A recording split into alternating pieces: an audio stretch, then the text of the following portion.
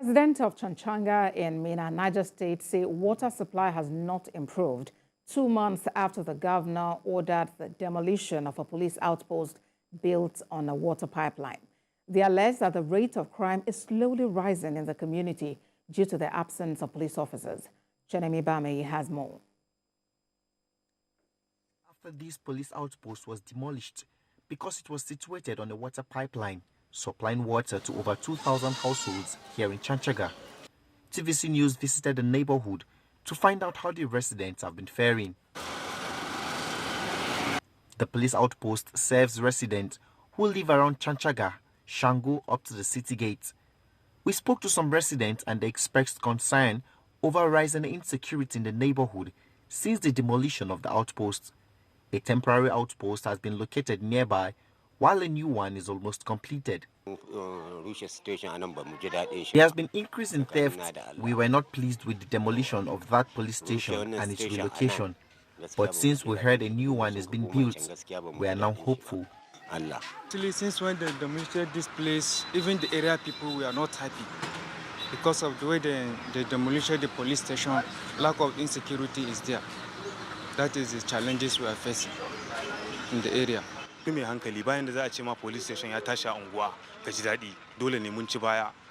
is no one in his senses that will be happy that the police station in a neighborhood has been demolished. It has affected security. If the police were around here, they would curb some level of restiveness. We really want to see them return. The challenge of getting portable water supply here is still on. Residents say when the outpost which sat on the water pipeline was demolished, they expected the problem to be fixed.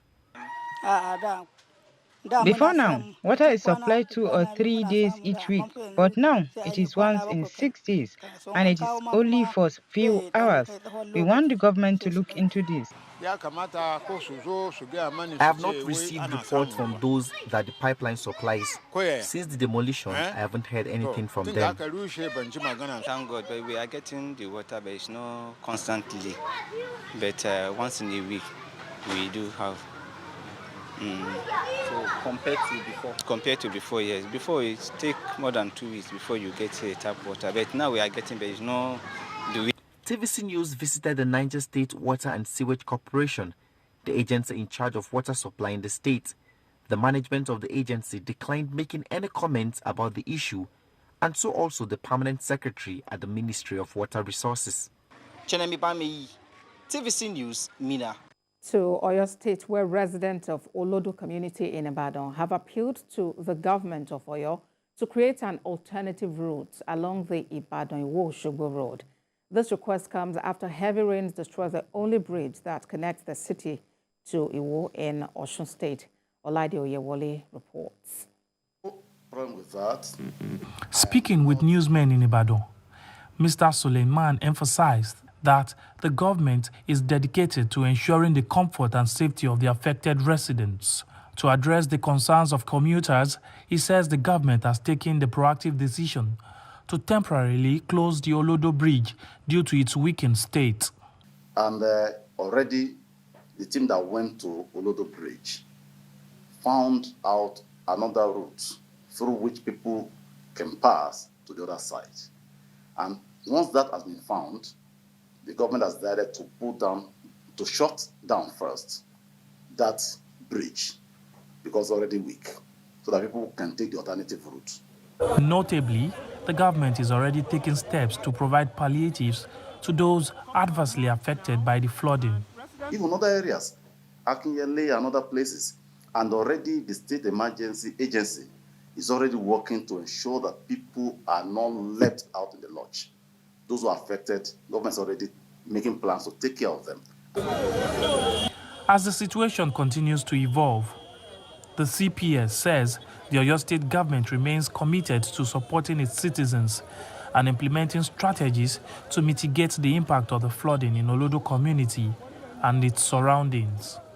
Olaide Oyewole, TVC News, Ibadan. Government says it is committed to eradicating all forms of child labor in Nigeria as it seeks the support of parents and other stakeholders. It made this appeal while commemorating this year's World Day Against Child Labor with the theme Social Justice for All, End Child Labor.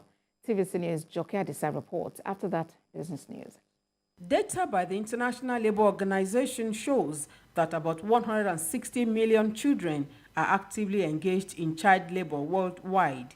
Of this figure, 72.1 million are African children and 31.5 million of them are involved in hazardous work, while 15 million child workers are in Nigeria.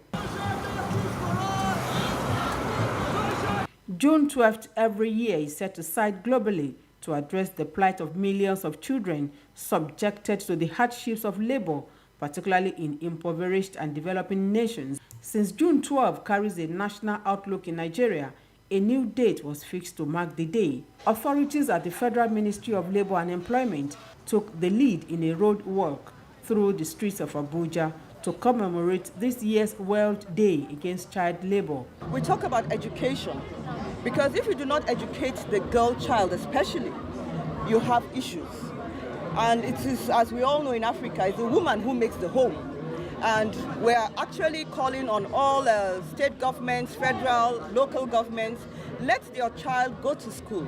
For the ILO and the National Human Rights Commission, passing and implementing enabling laws to end all forms of child labor are crucial to achieving set goals. We've been collaborating in 2 states, looking at 2 key sectors: artisanal small-scale mining and the agriculture, the cocoa farming.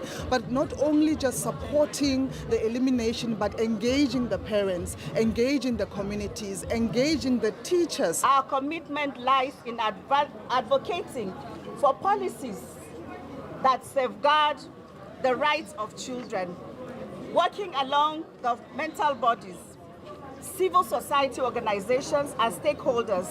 No doubt, child labor perpetuates a cycle of deprivation. It deprives the children of their right to education, right to play, and right to a nurturing childhood. And in line with the theme of this year's commemoration, the Nigerian government says it is imperative that everyone recognizes the urgent need to dismantle this cycle and create a world where no child is forced to sacrifice his or her potentials for the sake of survival.